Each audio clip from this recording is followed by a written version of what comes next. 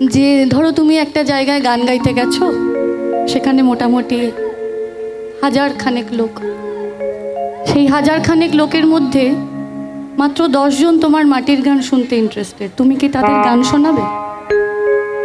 তো শাহ আব্দুল করিমজি খুব হেসে হেসে বলেছিলেন যে হ্যাঁ হ্যাঁ নিশ্চয়ই, আমি ওই 10 জনকেই গান শোনাব। তো যিনি প্রশ্ন করেছিলেন তার নাম কালিকা প্রসাদ ভট্টাচার্য।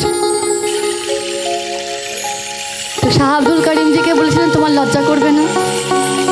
1000 খানেক লোক আর 10 জন তোমার মাটির গান শুনতে ইন্টারেস্টেড, তুমি তাও গান শোনাবে? হ্যাঁ আমি তাও গান শোনাবো। কেন শোনাবে?